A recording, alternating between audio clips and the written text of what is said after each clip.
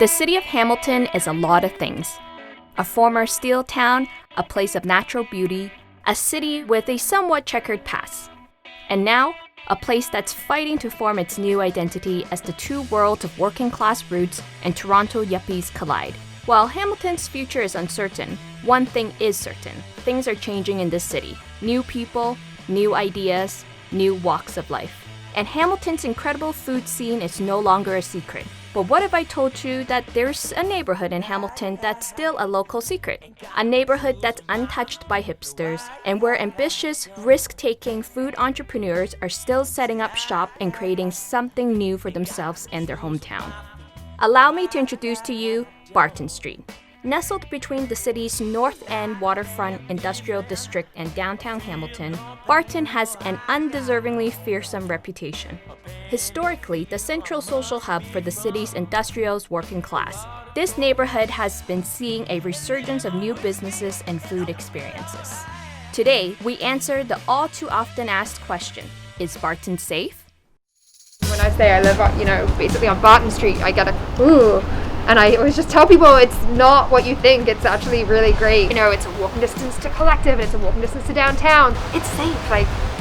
There's nothing wrong with it.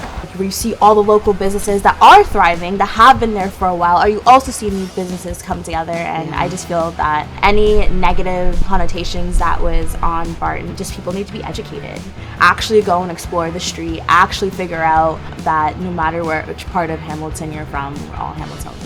Migration of people towards that area, because homes are being revitalized as well, is also helping with the change. A lot of people who are coming here and may have thought negative things realize that it's a completely different life once you're there and a part of the community.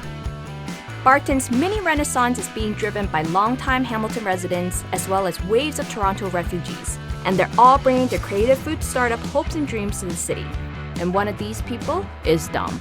Typically, you bake a cake and cut the edges to form a circle or whatever shape you want. For many bakers, those hacked off bits are disposable scraps. But if you're Dom, it is bakery gold that can be harnessed to create this decadent cup of heaven.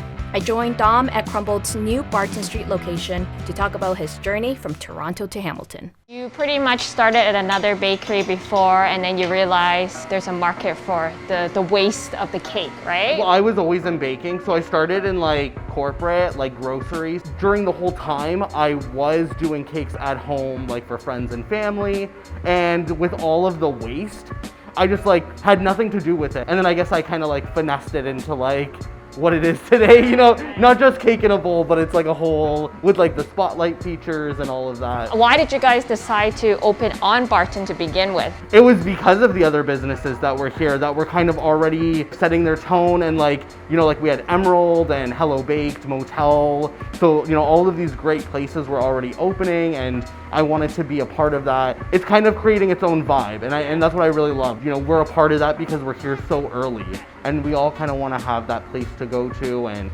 people who live on Barton want to have their own coffee shop where they can kind of go to, and their own dessert shop and their own stuff. So if someone has an hour to walk through Barton Village, there's so much to do. If you're hungry, I would definitely recommend Motel. It's wonderful. We actually spend a lot of time at Mosaic as well, and they've recently have food which is really great as well. If you're thirsty, you need your caffeine, Emerald's great. If you need sweets, Hello Baked is incredible. I go more than I should. Ever since something like 541 came into that neighborhood, I've definitely seen a change. The fact that everyone can come together in one space and eat together and commune together, I think is beautiful, and I think that is how Barton is changing. The 541 is a non-profit, volunteer-run cafe where customers can donate money by converting their dollars to buttons. Any 541 patron experiencing food insecurity can use 5 buttons a week to purchase food from the exchange. It's an effective, dignified way that locals can give back to their community. One of the best parts about Barton is that it has a little something for everyone. Because if you take a stroll a little further down, you'll find Sukhum. Sukhum is the Barton neighborhood spot for amazing Indian-style vegan food. So one really cool thing about Sukam is that not only do they have a beautiful restaurant downstairs, they also have a really nice meditation center upstairs, and it's a cute little space where you can actually come and meditate and then grab a smoothie or a quick meal afterwards. So whether you're looking for imported tea or much needed relaxation, you'll find both right here. On the flip side, if meat is on the menu, you can walk across the street and into the Dirty South. The Dirty South serves up tasty American Southern comfort food, and like many Barton restaurants, it's Hamiltonian owned and operated. Neat fact, this restaurant started out as a food truck, and after seeing lots of success on the road, it now has its own space on Barton. It's a nice way of experiencing Mason-Dixie style Southern comfort without hopping onto an airplane. This is the thing you need to try, which is the fried chicken poutine, and it was voted as the best poutine in Hamilton. Lots of fried chicken, cheese curds, French fries. It's amazing. And as part of our American-style food tour in Hamilton, I want you to take in some Tiki decor, pull up a seat at the Tiki bar, and leave some room for some Detroit-style pizza at My Pie. Having grown up on chain pizzas, you can only imagine how excited I was when I found out that I can get some Detroit-style pizza in my new neighborhood. I met up with My Pie's owner, Salar, to talk about his unique take on the iconic pizza pie.